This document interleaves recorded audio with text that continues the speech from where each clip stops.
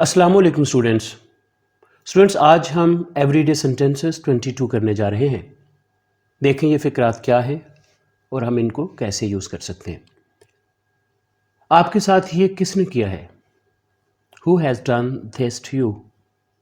आपके साथ ये किसने किया है? ये सेंटेंस आपके पास बना है प्रेजेंट परफेक्ट डबल इंट्रोगेटिव का। इसमें हु WH फैमिली से है, हैज़ हेल्पिंग वर्ब है और डू का थर्ड वर्ब हमने डन यूज़ किया है। Who has done this to you? मेरे ख्याल में कुछ तो गड़बड़ है। I think something is fishy. I think something is fishy. मेरे ख्याल में कुछ तो गड़बड़ है। मुझे उससे बात करना पड़ेगी। I have to talk to him. Have to, has to, is to, am to, are to, ये आप ग्रामर वाले पोर्शन में कर चुके हैं। वहाँ से आप वीडियो देखकर इसकी प्रैक्टिस कर सकते हैं। इसमें टॉक हमने फर्स्ट वर्ब यूज़ किया है, टॉक्ड, टॉक्ड इसका सेकंड और थर्ड वर्ब है। I have to talk to him. मैं तो अभी तक इस मामले को पूरी तरह समझा ही नहीं हूँ। I've still not understood this matter completely. I've, I plus have है। ये सेंटेंस आपके पास बना प्रेजेंट परफेक्ट का। इसमें have हेल्पिंग वर्ब है। उसके बाद अंडरस्टूड जो है ये अंडरस्टैंड का थर्ड वर्ब है। Understand, understood, understood, understood, understood इसका दूसरा और तीसरा वर्ब है। स्टिल का मतलब यहाँ अभी तक है और कंप्लीटली का मतलब है मुकम्मल तौर पर, मैटर मामला या मसला। I still not understood this matter completely. आप कहना क्या चाहते हो? व्हाट डू यू वाना से? व्हाट डू यू वाना से? ये सेंटेंस आपके पास बना प्रेजेंट इंडेफिनिट डबल इंट्रोगेटिव का। व्हाट WH फैमिली से है। उसके बाद डू जो है ये प्रेजेंट इंडेफिनिट का हेल्पिंग वर्ब है। यू सब्जेक्ट है और वाना आपके पास वांट टू है।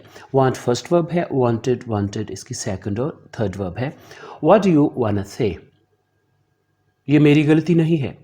It's not my mistake. It's, it plus is. It's not my mistake. Mistake कहते हैं गलती को। मैं जानता हूँ मैं क्या कर रहा हूँ। I know what I am doing. मैं जानता हूँ मैं क्या कर रहा हूँ। I know what I am doing. ये सेंटेंस आपके पास बना प्रेजेंट इंडेफिनिट का है। ये पहला हिस्सा इसको जो है आई नो मैं जानता हूँ, नो फर्स्ट वर्ब है, नो न्यू नोन इसका सेकंड और थर्ड वर्ब है और व्हाट के बाद वाला जो हिस्सा है आई एम डूइंग, ये सेंटेंस ये हिस्सा आपके पास बन गया प्रेजेंट कंटिन्यूस का। आई सब्जेक्ट है, एम इसमें हेल्पिंग वर्ब है और डू के साथ हमने ING यूज़ किया है। I know what I am doing. क्या आपने ये जानबूझकर किया है? Have you done this on purpose? Have you done this on purpose? To do something on purpose, जानबूझकर कोई काम करना, किसी खास मकसद से कोई काम करना। ये सेंटेंस भी आपके पास बना है प्रेजेंट परफेक्ट का। इसमें इंट्रोगेटिव है ये सेंटेंस। इसमें हैव है जिससे हमने सेंटेंस शुरू किया, ये हेल्पिंग वर्ब है। उसके बाद यू जो है ये सब्जेक्ट है और डू का थर्ड वर्ब डन हमने यूज़ किया है, डू, डिड, डन। मेरा इरादा तो नहीं था। I was not intended to. I was not intended to. Intend first verb होता है, इंटेंडेड, इंटेंडेड इसका दूसरा और तीसरा वर्ब है, जबकि इससे नाउन बनता है इंटेंशन, नीयत या इरादा।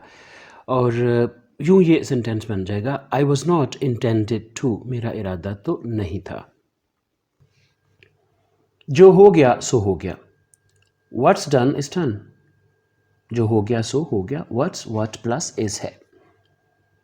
मैं रास्ता भूल गया और मुझे देर हो गई। I lost the way and caught late. I lost the way and caught late. ये सेंटेंस आपके पास पास्ट इंडेफिनिट का बना है। इसमें आई सब्जेक्ट है और लॉस्ट जो है ये लूज का सेकंड वर्ब हमने यूज़ किया है। टू गेट लेट देर हो जाना, और यहाँ पास्ट की बात हो रही है इसलिए हमने गॉट यूज़ किया है second verb. I lost the way and caught late. जो चलता रहे वो मंजिल पर पहुंच ही जाता है। He who keeps marching reaches the destination. He who keeps marching reaches the destination. जो चलता रहे वो मंजिल पर पहुंच ही जाता है। इसमें keep doing something, go on doing something, keep doing something और कीप ऑन डूइंग समथिंग, कोई काम करते जाना, जारी रखना। रीच पहुंचना, रीच फर्स्ट वर्ब है, रीच्ड इसका सेकंड और थर्ड वर्ब है, डेस्टिनेशन कहते हैं मंजिल को। ये सब आपके लिए है, इट्स ऑल फॉर यू। ये सब आपके लिए है, it's it plus is, all सब, फॉर यू आपके लिए, इट्स ऑल फॉर यू। अब जितना चाहते हैं खा लीजिए।